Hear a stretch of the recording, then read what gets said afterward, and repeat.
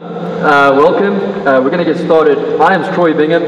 I'm the Junior Director on the Board of Gold Coast Soccer. And then we have our Chairman of Gold Coast Soccer, Dr. Jeff Kemp, with us this evening. So if you could just give them all, please, a round of applause. Well, thank you very much and welcome everyone. Firstly, could I start by thanking you as parents for supporting your kids. Through the day I work with teenagers and in particular troubled youth, and the kids here are very lucky they've got committed parents. So can I just say that at the outset, thank you for caring for your kids. I've come to the view that we're all gifted differently. And I think as parents and as people from Football Gold Coast that we need, our responsibility is to help our children identify their gifts, whatever they may be. The research is showing that people leaving school will probably work in 8 different careers in their lifetime. So it's time to forget about the old traditional type careers and look for gifts in kids. That's what we need to do. We need to nurture what I call personal value-adding skills as well. That is things like responsibility, commitment, honesty, a sense of humour, all the things that value add in life. That's what we should do. Now your children are gifted in the area of football. The research would say that they're in the top 2.5 to 5% of the cohort for their age. A gift has been identified. Our responsibility in partnership is to try to realise that gift. Several years ago now I was at the University of Fordham University in New York. I was there on business, but I was also checking out football scholarships in the US for my eldest son. All of my 4 kids played rep for the Gold Coast all the way through. Both my boys played state. My eldest fellow was very good at playing football, but he's also academically able. And I was looking into football scholarships for him. I came away from the States with 2 impressions. One was, it offers great opportunities for young people. The second was, it's a very complex bag of excellent opportunities and disastrous opportunities. And I've come back thinking that it's almost an industry here in Australia now where parents spend a lot of money developing DVDs and so on to rightfully promote their children. So we figured as a board that why not value add for parents by giving you the information that's accurate, timely and free, so you can help guide your children through their life. So I have met Ali. I am not going to try and pronounce his last name. It'll be severe embarrassment for me. But I have had the pleasure of meeting him earlier on the week when he arrived here. He's a most able fellow and I know he's got a lot to offer. I hope you take much from tonight. I hope you enjoy it, and thank you for caring for your kids. Thank you very much. If you don't understand my accent, just speak up and I'll say it again. I just want to thank Football Gold Coast for having me here and taking me around, especially Gary French, who's been so kind to show me this amazing country. I only have one complaint. I've yet to see a kangaroo or a koala bear. You know, in the States we think they're everywhere, but it's an amazing country, and I'll get on with this. College soccer in the United States, especially on the women's side, has really grown because of a law that was passed in the early 70s called Title IX. The NCAA is the governing body, one of the governing bodies, for the Association of Universities. It's a semi-voluntary association of over 1,000 universities. More than 46,000 student athletes compete in the NCAA for 89 championships in 23 sports in 3 divisions. Every winner earns the right to be called a national champion. The NCAA has 3 divisions. In Division 1, there are 320 women's soccer teams with 14 scholarships that can be awarded full or partial. On the men's side, we have 198 teams, and they can offer 9.9 scholarships, and that's full or partial. In Division 2, we have 227 women's soccer programs, and they offer 9.9 scholarships, and these can be full or partial as well. And on the men's, 179, 9 scholarships, full or partial. In Division 3, there's 424 women's soccer teams, 401 men's teams. but there are no soccer scholarships, no athletic scholarships, only financial aid and athletic aid. The main difference between the three divisions is the academic requirements that are required, and also the amount of money that each institution puts in to the programs. In Division 1 has the greatest funding for athletics, Division 2 has a bit less, and Division 3 has minimal funding, and that's mainly due to the fact that they're focused on academics. The second organization is the NAIA, National Association of Intercollegiate Athletics.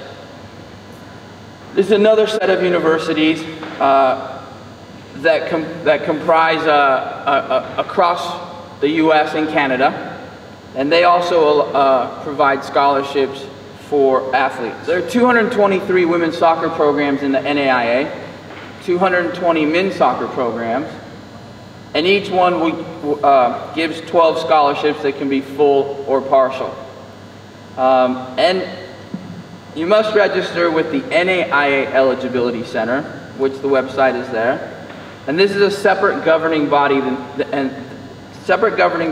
the NCAA. All this information will be provided on the Gold Coast website as well, with the links to what you need as well. So if you're trying to keep up here. The third association is junior colleges. The junior colleges, we have two types, and you can see the number of programs that we have: 118 for women, 136 for men, and they provide scholarships. And then in the Division 3 of the Junior College Association, there are no scholarships offered.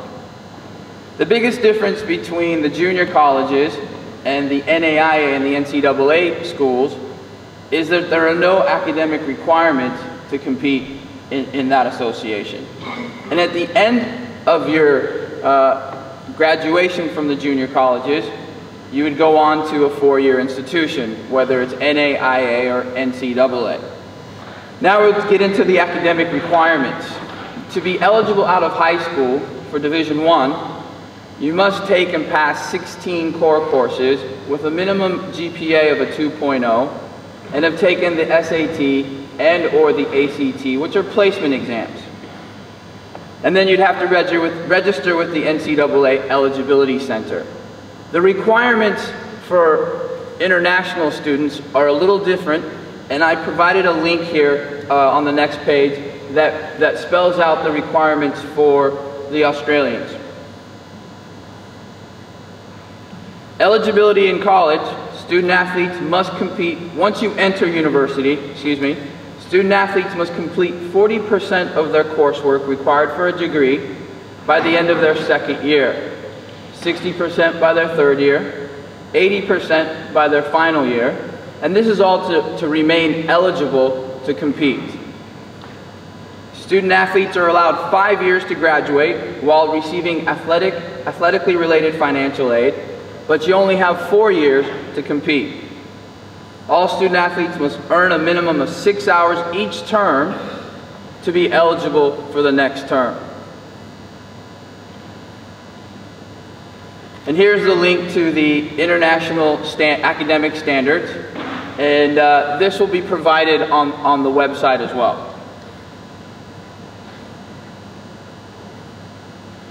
The Eligibility Center is the center that determines all eligibility for collegiate student athletes their first year. When registering, creating login must complete the My Sports section. Begin registration in the 11th grade year of school. All incoming students must register with the Eligibility Center.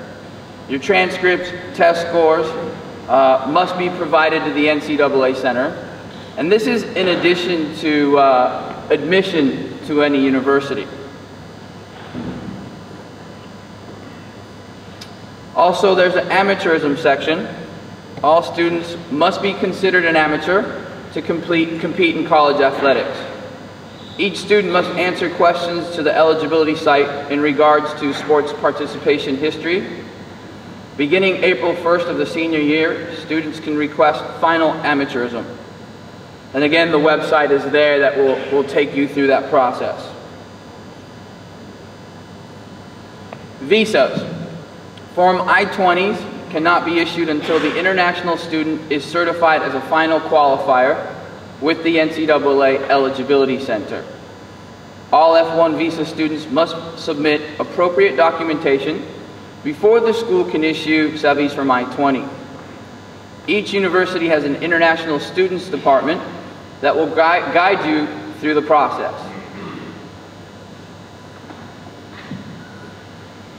Admissions into university. Each university varies from place to place on admissions. All schools must have an application submitted to be considered. Application information is available on each school website. Must be NCAA eligible to be admitted as a student athlete.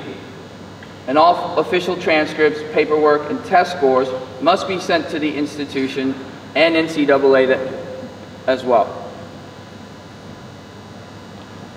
Admission into university. Each university has different admissions requirements.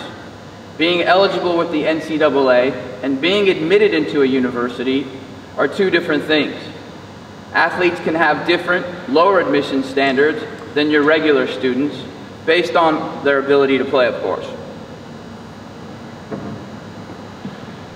The college season is broken down into two segments. The traditional segment, which is 132 days total that we're allowed, is also known as the championship segment, and it goes from August to December. We're allowed 20 games per season, plus one international match. Games typically occur on Fridays and Sundays. We're allowed 20 hours of practice and meeting time per week.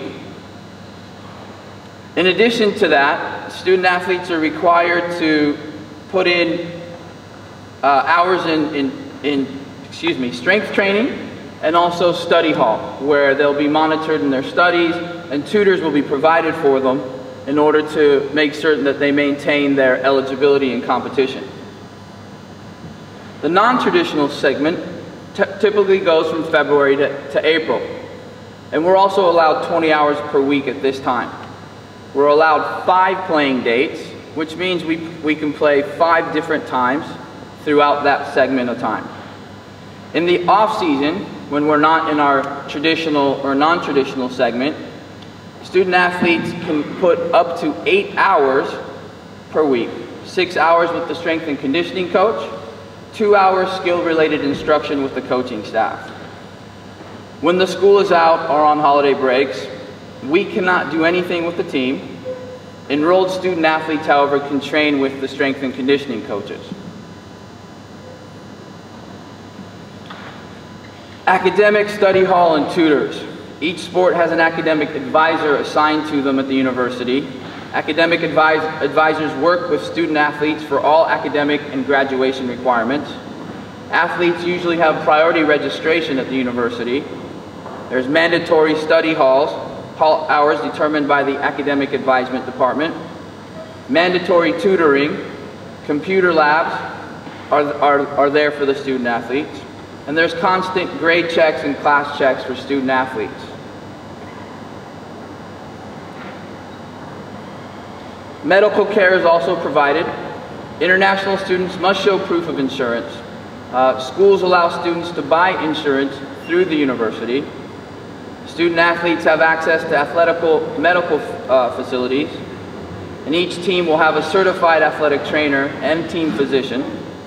Schools will also offer physical therapy, and then the doctors typically visit the campus throughout the week to check on injuries and illness.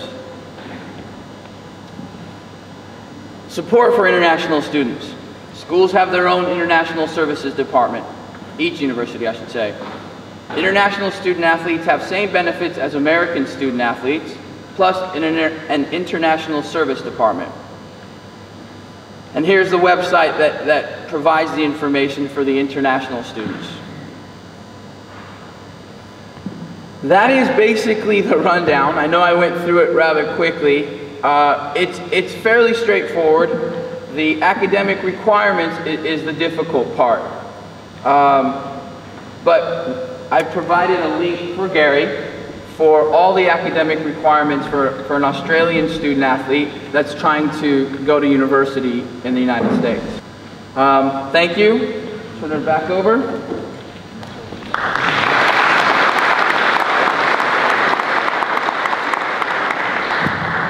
Thanks, Ali.